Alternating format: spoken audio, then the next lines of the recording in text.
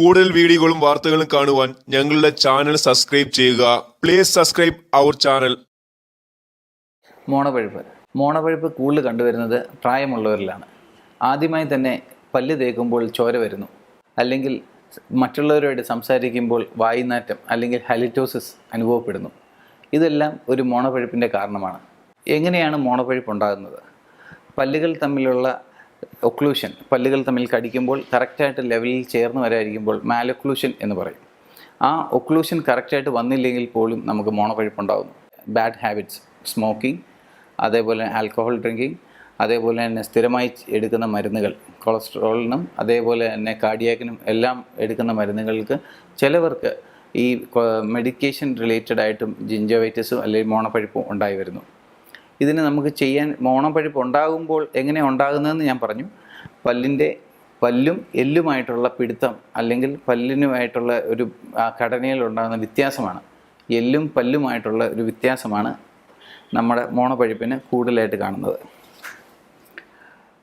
എല്ലും പല്ലുമായിട്ടുള്ള ആ ഘടനയിലും അല്ലെങ്കിൽ അതിൻ്റെ സിമെൻറ്റോ ഇനാമൽ ജംഗ്ഷനിലും തൊട്ട് തുടങ്ങുന്നു. ഇവിടെ ഉണ്ടാകുന്ന ആ വീക്കമാണ് മോണപ്പഴുപ്പായിട്ട് മാറുന്നത്. ഇവിടെ പല്ലുകൾക്ക് ഇളക്കം തട്ടുകയും അതേപോലെ തന്നെ പല്ലിൻ്റെ ഇടയിൽ നിന്നും ചോര വരികയുമാണ് ആദ്യമായിട്ട് കണ്ടുവരുന്നത്. ഇത് ആദ്യം തന്നെ നമ്മൾ ശ്രദ്ധിച്ച് അതിനുള്ള ഒരു ഡീപ്പ് ജിഞ്ചൈവൽ ക്ലീനിങ് ആണ്, അല്ലെങ്കിൽ ഓറൽ പ്രൊഫൈലാക്സിസ് ട്രീറ്റ്മെൻ്റ് ആണ് നമ്മൾ ആദ്യമായി തന്നെ ചെയ്യേണ്ടത്. കൊച്ചുകുട്ടികളിൽ തന്നെ വായുനാറ്റം ഉണ്ടാകുമ്പോൾ അവരുടെ അർത്ഥം എന്തെന്ന് വെച്ചാൽ അവരുടെ പല്ലുകളിൽ നിരതെറ്റിയിരിക്കുകയും അതോടൊപ്പം പല്ലുകൾ തമ്മിലുള്ള ഒക്ലൂഷൻ അല്ലെങ്കിൽ പല്ലുകൾ തമ്മിൽ കടിക്കാൻ പറ്റാതെ വരുമ്പോൾ അവിടെ പ്ലാക്ക് എന്ന ഒരു തിൻ ഫിലിം ആദ്യമേ ഉണ്ടായി വരുന്നു. അത് നമ്മുടെ തുപ്പലിൽ തന്നെ ഉണ്ടായി വരുന്നതാണ്. എന്താണ് ഈ പ്ലാക്ക്? പ്ലാക്ക് എന്ന് പറയുമ്പോൾ ചെറിയ ഒരു വൈറ്റ് കളർലെസ് ഫിലിം അല്ലെങ്കിൽ ഒരു യെല്ലോ ഫിലിമാണ് ഈ പല്ലിൻ്റെ മേലിൽ പറ്റി പിടിച്ചിരിക്കുന്നത്. അതാണ് പ്ലാക്ക്. ഈ പ്ലാക്ക് നമ്മുടെ സലൈവയിൽ നിന്നും നമ്മുടെ വായിലുള്ളിലുള്ള ബാക്ടീരിയയിൽ നിന്നും ഉണ്ടാകുന്ന ഒരു തിൻ ലെയർ ഫിലിമാണ് പല്ലിൻ്റെ മേലിൽ ഒട്ടിപ്പിടിച്ചിരിക്കുന്ന പ്ലാക്ക്. ഈ പ്ലാക്ക് നമ്മൾ നല്ല രീതിയിൽ ബ്രഷ് ചെയ്ത് മാറ്റണം. രാവിലെയും വൈകുന്നേരവും മസ്റ്റായിട്ട് ബ്രഷ് ചെയ്യണം. ഈ ബ്രഷിങ് ടെക്നിക്കുകളിൽ വരുന്ന വീഴ്ചകളാണ് ഈ പ്ലാക്ക് വീണ്ടും അവിടെ ഇരുന്നതിന് ശേഷം അത് കാൽക്കുലസ് അല്ലെ ടാറ്റാർ എന്നുള്ള രീതിയിലേക്ക് മാറുകയാണ്. പ്ലാക്ക് നമ്മൾ ക്ലീൻ ചെയ്ത് കഴിയുകയാണെങ്കിൽ വളരെയധികം തന്നെ മോണരോഗത്തിൽ നിന്നും നമുക്ക് ശമനം കിട്ടും. പ്ലാക്ക് ഇരിക്കുന്തോറും കൂടുതലാകുമ്പോൾ നമ്മുടെ വായ്ക്കുള്ളിലുള്ള കാൽഷ്യം ഡെപ്പോസിറ്റ്സ് ഈ പ്ലാക്കുമായിട്ട് ബാക്ടീരിയയുമായിട്ട് കോളനൈസ് ചെയ്തതിന് ശേഷം ഇവ പല്ലുകൾക്കിടയിൽ കക്കൻ എന്നാണ് നമ്മൾ മലയാളികൾ പറയാറുള്ളത്. അത് കക്ക പോലുള്ള സാധനങ്ങൾ പല്ലിൻ്റെ ചുവട്ടിൽ മോണയോട് ചേർന്ന് പല്ലിൻ്റെ ഇടയിലേക്ക് അടിഞ്ഞ് കൂടുകയാണ്. ഇത് നമ്മൾ അമക്കി തേക്കുമ്പോൾ ഈ കാൽക്കുലസ് ഇളകി പോകുന്നേയില്ല.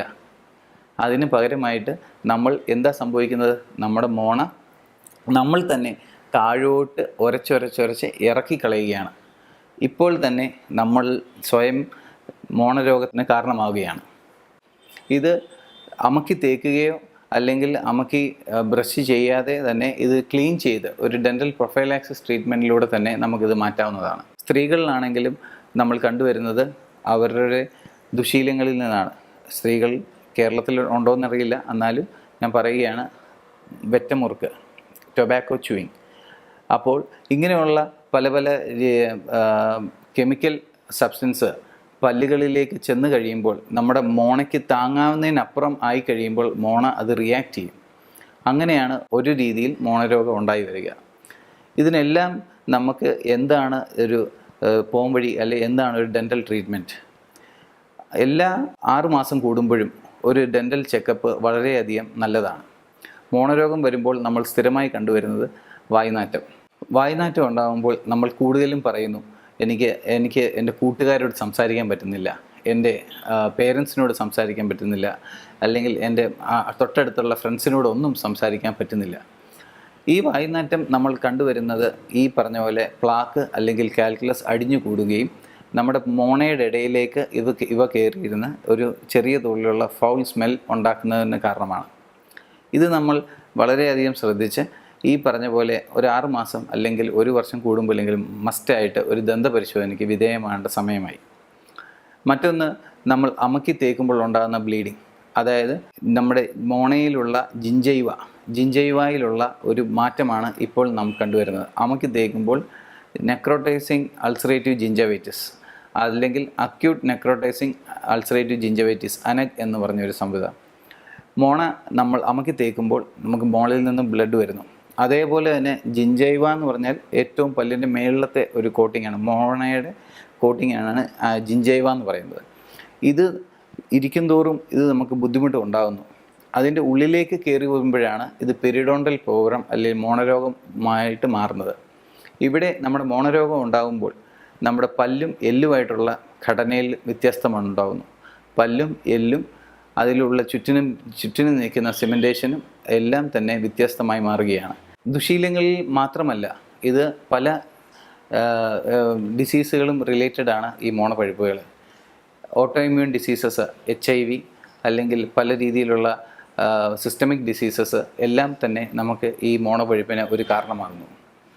നമ്മൾ ഒരു മരുന്ന് എടുക്കുകയാണെങ്കിൽ ചിലപ്പോൾ അതിൻ്റെ പാർശ്വഫലങ്ങൾ കൊണ്ടും മോണരോഗം ഉണ്ടാകാം. സ്ഥിരമായി കഴിക്കുന്ന മെഡിസിൻസ് കൊണ്ട് നമുക്ക് ചിലപ്പോൾ ഈ മോണരോഗം ഉണ്ടാകാം. അതായത് എക്കോസ്പിരിൻ